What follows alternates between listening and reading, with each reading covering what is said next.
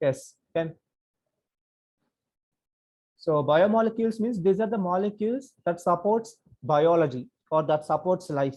So the molecules that give that facilitates life are called as biomolecules. Okay. So the important biomolecules that we have are carbohydrates, proteins, lipids, enzymes, and some trace elements.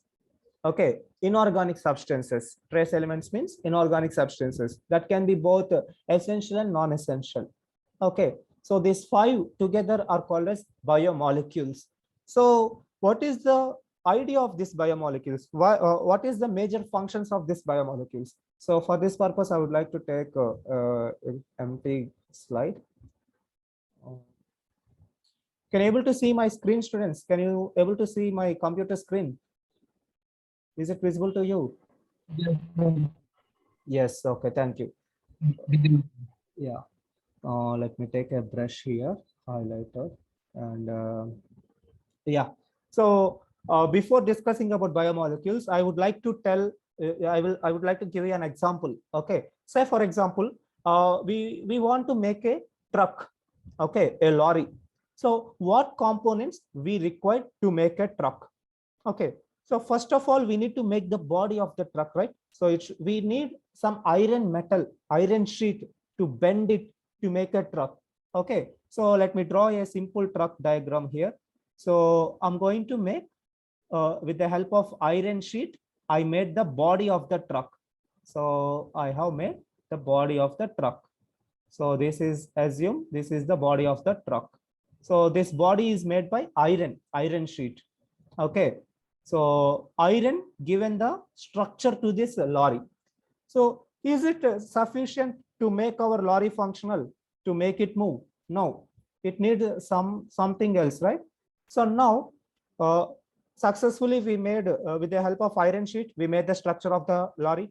And similarly in our body, the structure is given by the proteins. Proteins will provide structure. Okay, proteins will provide the structure to the body components. So all the structures, the structure of cell, tissues, whatever, we are the way we are because of the proteins.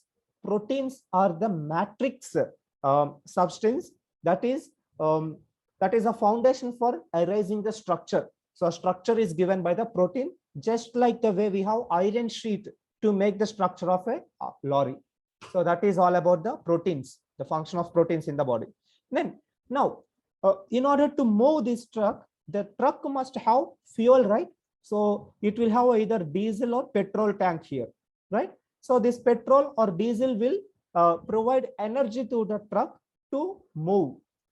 Similarly, in our body, the primary source of energy, okay, is given by carbohydrates. Carbohydrates will provide energy to the body. Just like the way petrol or diesel provides energy to the body, the carbohydrates will give energy to the body. Now, I want to make it even more clear. See, truck won't simply move just because of petrol. Okay, now this petrol need to be undergo combustion. The petrol will burn and this heat will generate the energy, right? The petrol will go combustion, and combustion will produce the heat, and that heat triggers the pistons in the engine to move, and that piston facilitates the tires to move forward, propel forward. Similarly, in our body, carbohydrates are like petrol, but these carbohydrates must undergo some combustion, just like the way the petrol is burning. Here the carbohydrates must burn. In our body, this burning happens by oxidation. Oxygen will facilitate the carbohydrates to burn. Okay, upon burning, they won't produce heat, rather than they will the energy is derived in the form of ATP, the potential energy. Okay, adenosine triphosphate, and this ATP will provide energy to us.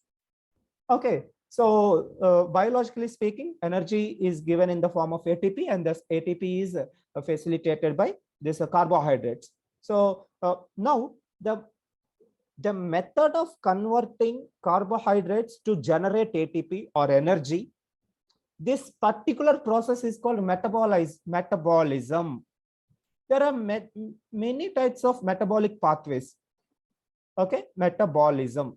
So metabolism means, very simply, it is a specific way of converting, it is a specific way of obtaining energy by consuming the products. It can be carbohydrates, it can be fats, it can be anything. So the way we are, okay, I will give very simple analogy. The way we will cook chicken, the way we will cook rice, the way we will cook any other dish is different, right? Each dish has its own protocols, steps to go. Similarly, our body have various types of metabolic pathways for various biomolecules. For carbohydrates, it will go with glycolysis. For pyruvates, it will go with the Krebs cycle. For fats, it will go with the gluconeogenesis. For other things, it will go with the genolysis. Then it have shunt pathways, electron transport chain pathways. Then we have uric acid cycles. So depending upon the product to product, the way of metabolizing, the way of utilizing the component will vary. So that is why we have these many types of metabolic pathways. Anyway, so in a nutshell, carbohydrates will provide energy to the components. Okay, that is the second thing. And is it sufficient for our lorry or truck to propel forward, to move forward? No, it still requires some additional things like some grease. We need to apply some oils, lubricants to the tires. We need to apply some lubricants. Okay, such lubricants will ensure the long-term smooth functioning of this truck. So if we lubricate the tires, it will reduce the friction. So it can able to sustain for a long time. The truck will be in good condition for a long time. So such long time energy or long time smooth functioning, we do require lubricants. Similarly, for biological beings like us, we have the reserved form of energy called lipids. The fats will act as a reserved form of energy. Okay, so fat is another important biomolecule. So far I said about proteins, carbohydrates, fats. Okay, now I don't know whether you know how many of you used Chetak, this is scooters. In the olden days, students, along with the petrol, we used to add some tutti oil in this scooter. You know, some amount of tutti oil we will add in the petrol. So this tutti oil will ensure the smooth functioning of the engine. Okay, the engine of this scooter. So similarly, such things. Okay, tutti oil will it will increase the rate of reaction of petrol. Okay, this tutti oil will act as a catalyzer. Catalyzer means it will speed up the reaction. So similarly, if our truck is going at a speed of 10 kilometers, but that is not sufficient. Okay, 10 kilometers per hour is very slow. And if our normal body is only depending on proteins, carbohydrates, fats, then we won't be humans. We will be still amoeba only. Amoeba is the one, such single cell living organisms, they will use very less energy because their reactions are very weak in one way. Okay, so that's why their level of complexity is very simple. They can't become eukaryotes, they can't become humans because amoeba has a simple metabolic pathway. But if what if amoeba's metabolic rate increased? If amoeba's metabolic rate increased from 10 kilometers to 10,000 kilometers, then amoeba can do some miracles. And this miracle happened some 4 billion years ago on planet Earth. Okay, a group of specific amoebas became specialized at overutilizing the carbohydrates over different metabolic pathways, and they become eukaryotes. And eukaryotes given rise to the, to dinosaurs, to humans, to chimpanzees, to simple snails. Okay, so all this is because of eukaryotes. By the way, what is the success mantra of eukaryotes? How eukaryotes achieved this level of advancement from 10 kilometers per hour to the 10,000 kilometers per hour. That happened because of increasing their rate of reaction, increasing their rate of metabolic reactions in their body. And what molecule made that increased metabolism? And that molecule is our enzymes. Enzymes are the biocatalyzers. They will increase or they will speed up the chemical reaction. So the 10,000 years taking reaction will happen within 10 seconds. So that much level of speed of reaction will happen in the presence of enzymes. So obviously we require enzymes for speeding up the chemical reactions. Okay, enzymes. So these are the enzymes that will speed up the chemical reaction. Okay, so that is one important biomolecule. Now, enzymes still, for their normal function, enzymes are dependent on some cofactors. These cofactors are very essential for speeding up the activity of the enzymes. And that activity is increased by cofactors such as some trace elements like calcium, zinc. Okay, so calcium, inorganic components will act as a cofactors that will enhance the speeding up the reaction by increasing the function of enzymes. So cofactors will ensure for they will help the enzymes. And this is the overall biomolecules we have in the body.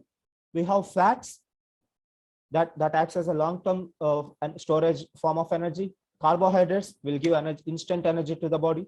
Proteins will provide structure to the body. Enzymes speed up the chemical reaction. Cofactors helps the enzymes to do their business.